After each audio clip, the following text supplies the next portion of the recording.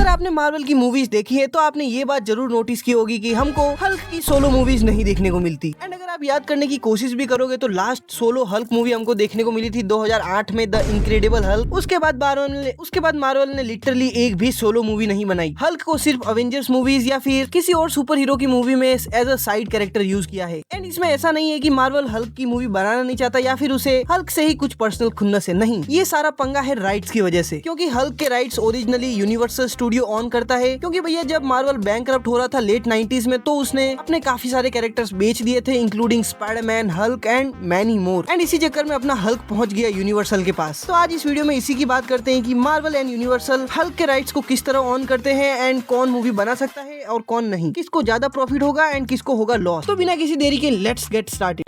32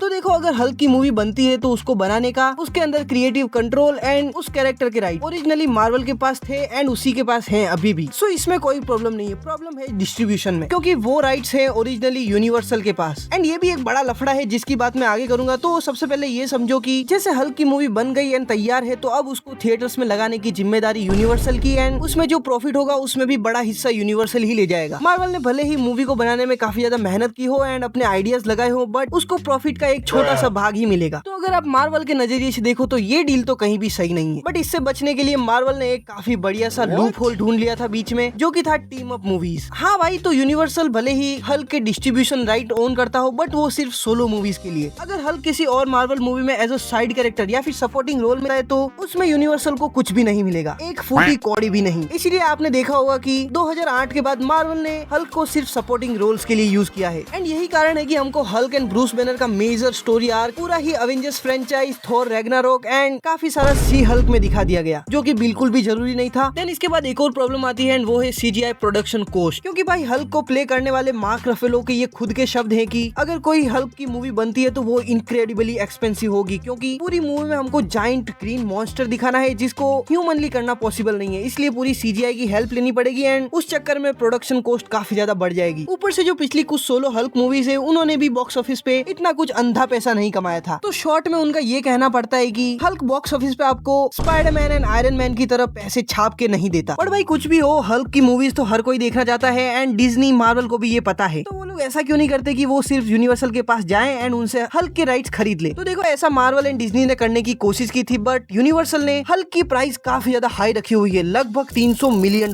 क्योंकि यूनिवर्सल के पास तो एक सोने के अंडा देने वाला मुर्गा है, क्योंकि उनको पता है कि अल्टीमेटली मार्वल एंड डिज्नी इसको खरीदने आएंगे ही एंड वो लोग खरीदेंगे ही, भले आज कल या फिर परसों, कभी ना कभी तो वो लोग आएंगे। बट वहीं दूसरी तरफ अपने डिज्नी की दूसरी अलग प्रायोरिटीज है। उन्होंने अभी 2-3 साल पहले ही फॉक्स स्टूडियो को $71 बिलियन में खरीदा, जिससे उनके पास मार्वल के काफी पुराने आइकॉनिक कैरेक्टर्स वापस आ गए। सो इसलिए अभी हाल फिलहाल में उनको हल्क की इतनी ज्यादा जरूरत भी नहीं है। एंड मैं शुरुआत में कह रहा था कि यूनिवर्सल के पास भी हल्क के राइट्स हैं, ये काफी ज्यादा कॉम्प्लिकेटेड है। तो वो इस तरह है कि जब ओरिजिनली मार्वल ने यूनिवर्सल को हल्क के राइट्स बेचे थे, तब उन्होंने ये कॉन्ट्रैक्ट किया था कि सोलो हल्क की मूवी बनने के बाद 15 साल तक राइट्स यूनिवर्सल के पास रहेंगे एंड उसके बाद राइट ट्रांसफर हो जाएंगे मार्वल के पास। सो 2008 वाली इनक्रेडिबल हल्क को रिलीज हुए अब 15 साल से भी काफी ज्यादा हो चुके हैं एंड 2023 में हमको वो डिज्नी प्लस पे भी देखने को मिल गई थी। बट इससे एक लफड़ा और है कि हमें पता ही नहीं है कि हल्क के राइट्स अभी करेंटली किसके पास है। क्योंकि भले ही 2008 वाली हल्क के राइट्स वापस मार्वल के पास आ गए हो, बट उन्होंने ऑफिशियली कभी प्रेस कॉन्फ्रेंस बुला के ये अनाउंस ही नहीं किया कि उनके पास कंप्लीट हल्क के राइट्स हैं। तो अभी करंट सिनेरियो ये है कि अभी के लिए मार्वल हल्क को as a supporting character use कर रहा है एंड हमें ये बहुत जल्दी स्पाइडरमैन ब्रांड न्यू डे में भी देखने को मिलने वाला है। एंड जिस हिसाब से इसकी हाइप बन रही है, मुझे लग रहा है कि भाई वो दिन दूर नहीं जब हमको हल्क की एक सोलो मूवी भी देखने को मिल जाए। एंड मैं हाथ जोड़ के रिक्वेस्ट कर रहा हूँ कि भाई अब एमसीयू में वर्ल्ड वॉर हल्क को लाओ यार। तो मैं भी ऐसा हो सकता है कि सीक्रेट वॉर्स के बाद जब एमसीयू खुद को रिबूट करे, तब हो सकता है हमको एक वर्ल्ड वॉर हल्क की स्टोरी लाइन देखने को मिले। बाकी उसमें तो अभी थोड़ा टाइम लगेगा, बट अभी एंजॉय करते हैं स्पाइडरमैन ब्रांड न्यू डे को, क्योंकि उसमें हमको नया नवेला ताजा एकदम सैवेज हल्क देखने को मिलने वाला है। बाकी आप बताओ कि क्या आप सोलो हल्क की मूवी देखना चाहते हो? एंड मार्वल के और भी सारे कैरेक्टर्स हैं जिनके साथ ये राइट्स का पंगा चलता रहता है, उन पर भी मैं वीडियो बना सकता हूँ। अगर आपको वो देखने है तो मुझे कमेंट्स में बताओ। मैं मिलता हूँ आपको किसी और इंटरेस्टिंग टॉपिक के साथ, तब तक के लिए पीस।